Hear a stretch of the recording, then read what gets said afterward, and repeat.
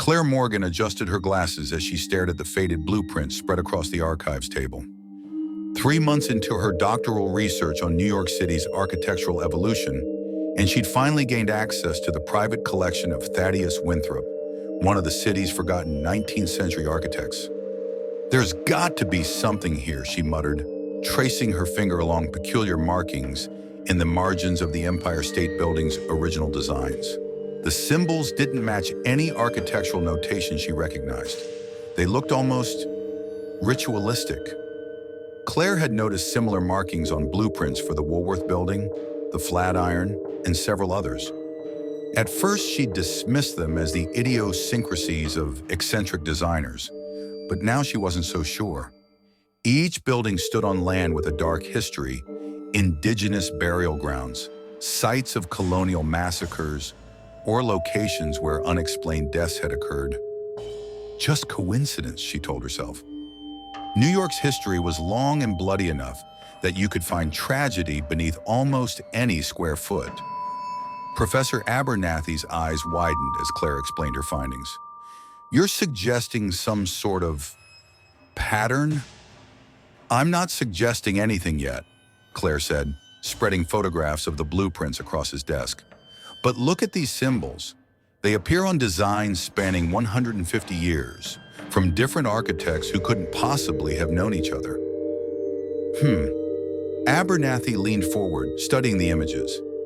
"Have you checked the Historical Society's archives on the Architects Guild of New York?" Claire frowned. There was an official guild? Not exactly official, more of a private club for the elite designers of the day. Founded in the 1830s, if I recall correctly. He scribbled an address on a sticky note. "The old guild hall is abandoned now, but I believe the city preserved some of their records during the landmark designation process." The former guild hall stood in shadow, squeezed between modern skyscrapers like a forgotten tooth in a gleaming smile. Claire's university credentials had earned her entry, but the elderly security guards seemed confused by her interest. "Nobody's been down to those archives in years," he said, unlocking a heavy door that led to the basement. "Watch your step, miss, and don't stay past sundown. Building's old. Wiring's not reliable." Claire descended the narrow stairs, flashlight in hand. The basement was vast and maze-like, filled with cabinets and shelves sagging under the weight of leather-bound volumes and rolled parchments. Hours passed as she worked methodically through the collection. Just as she was about to give up, a thin volume bound in faded red leather caught her eye. The cover bore no title, only a symbol she recognized from the blueprints. Claire's hands trembled as she opened it. Journal of Theodore Montgomery, Master Architect, 1843 to 1857. The entries began conventionally enough, details of commissions and technical challenges, but as Claire read on, Montgomery's writings grew increasingly bizarre. April 17, 1845. "We convened again tonight. 7 masters present. The ritual proceeds as instructed. Foundations must be consecrated if they are to endure. The old ones demand their tribute." May 30th, 1846. "Vanderhoff questions our methods. He threatens exposure. The others insist he must be silenced. I fear what they intend." June 10th, 1846. "Vanderhoff is gone. His name shall not be spoken, but his contribution shall ensure the Sullivan Project stands for centuries." Claire's blood ran cold. Was Montgomery suggesting they had murdered Vanderhoff and somehow incorporated him into a building's foundation? The final entry was the most disturbing. December 21st, 1857. "We have made our final pact. The greatest structures are yet to come. New York shall rise higher than any city before it. Monuments that will stand until the stars align once more. Each tower, a vessel. Each foundation, an altar. The old ones sleep beneath, dreaming of their return. We are their servants, their architects, their harbingers, and when the final cornerstone is laid, they shall awaken." The journal ended abruptly. Claire checked the publication date, 1857. Historical records showed Montgomery had disappeared that same year, presumed drowned in the East River. His body was never found. In the weeks that followed, Claire expanded her research. She discovered that the guild had continued well into the 20th century, changing names but maintaining the same core membership, families passing down positions through generations. More disturbing still was the pattern of disappearances surrounding major construction projects. Not just Vanderhoff and Montgomery, but dozens of cases, workers, architects, even curious journalists, vanishing without explanation during the construction of New York's most iconic structures. And there was something else, something Claire couldn't quite put her finger on. Since beginning this research, she felt watched, not by anyone in particular, but by the buildings themselves. Standing in the shadow of the Chrysler Building, she could swear she felt it looming over her with conscious intent. In her apartment, the walls seemed to lean in slightly when she wasn't looking directly at them. She told herself it was just stress, the isolation of academic research. Yet she couldn't shake the sensation that the city was aware of her discoveries. "You need to see this," Claire said, leading Professor Abernathy through the abandoned Winthrop Building, one of the last designs by the architect whose blueprints had started her journey. "I'm not sure we should be in here, Claire. The demolition is scheduled for next week." "Exactly. This might be our only chance." She guided him toward a service elevator at the back of the dusty lobby. "I found references to a sub-basement in Montgomery's journal, but it doesn't appear on any official plans." The elevator creaked and groaned its way downward, stopping with a jolt that made Abernathy grab the wall for support. "How did you even get this working?" he asked as they stepped into a dimly lit corridor. "It wasn't difficult, almost like the building wanted me to find it." The professor gave her a worried look. They followed the corridor to a heavy wooden door inscribed with symbols identical to those in the blueprints. Claire pushed it open to reveal a circular chamber. The walls were covered in intricate carvings, architectural wonders from every era of human history, from ziggurats and pyramids to modern skyscrapers, all interconnected by flowing lines. In the center of the room stood a stone altar, and around it, arranged in a perfect circle, were 7 chairs. "My God," Abernathy whispered, "it's a ritual chamber." Claire approached the altar. Its surface was stained dark brown, and even after all these years, she recognized the metallic scent of blood.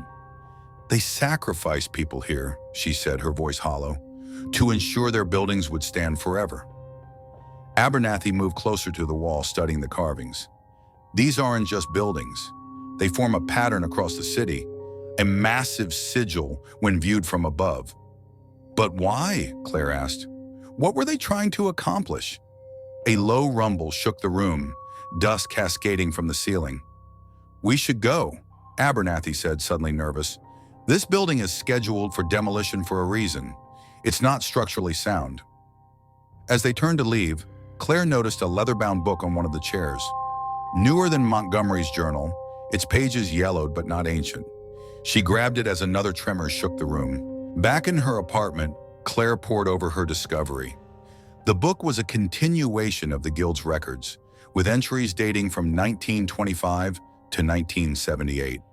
The final pages revealed the ultimate purpose of the architect's dark work. The pattern is nearly complete. The buildings form the summoning circle. When the final structure rises on the exact spot where the old ones first touched this world, the barrier between dimensions will weaken. They shall return to claim what was always theirs. A map on the last page showed the pattern formed by New York's major buildings, with a single location marked for the final cornerstone, the exact spot where the Winthrop Building currently stood, scheduled for demolition to make way for a gleaming new skyscraper. Claire scrambled for her phone to call Abernathy, but stopped as she noticed the shadows in her apartment shifting against the light. The corners of the room seemed suddenly deeper, the ceiling higher. "Hello, Claire." She whirled around. A man in an impeccable suit stood in her kitchen doorway. A man she'd never seen before, yet somehow recognized. "Who are you?" "My name is Winthrop," he said, smiling. Thaddeus Winthrop. Impossible. Winthrop died in 1902. Did I? His smile widened. The guild ensures its masters endure, just as our creations do. As he stepped forward, Claire noticed the shadows weren't following him correctly. They stretched and twisted in impossible ways. You've been quite thorough in your research, Miss Morgan. More thorough than anyone before you. It's impressive, really. Claire backed away. The sacrifices, the disappearances, you've been murdering people. Such a crude word. We prefer consecration. The old ones require anchors in this reality. Consciousness bound to structure. Each great building contains its architect, Ms. Morgan. We don't take unwilling sacrifices. We offer ourselves. Then what do you want with me? Nothing at all. I simply came to offer you a choice. The final building requires a guardian with true understanding, someone who comprehends the sacred geometry, the purpose behind our great work. He extended his hand. Join us, Claire. Become immortal, part of something eternal. Another tremor shook the apartment, stronger than before. Pictures fell from walls. A glass shattered in the sink. The old ones are stirring, Winthrop said. The barrier weakens. The final cornerstone will be laid, whether you join us or not. Claire ran for the door, but the apartment had changed around her. Corridors stretched where none had been before. Walls curved impossibly. You can't outrun a city, Claire.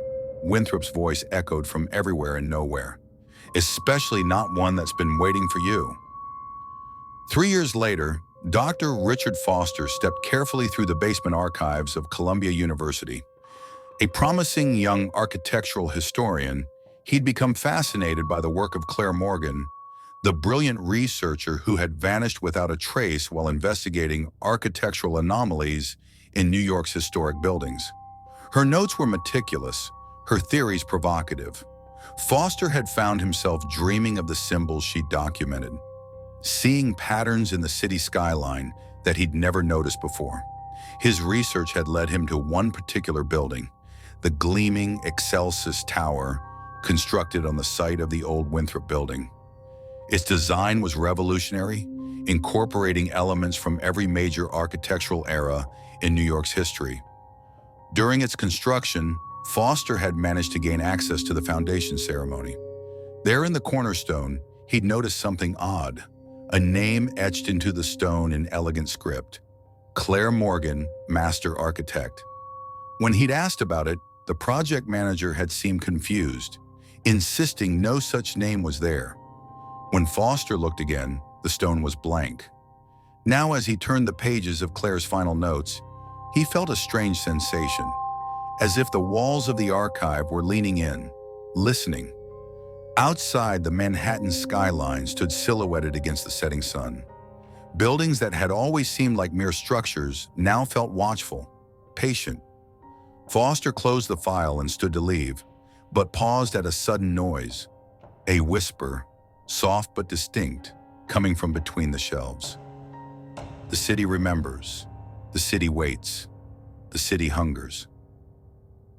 And as the lights flickered, Richard Foster could swear he saw the shadow of a woman on the wall, a shadow with no source, raising a finger to her lips in silent warning.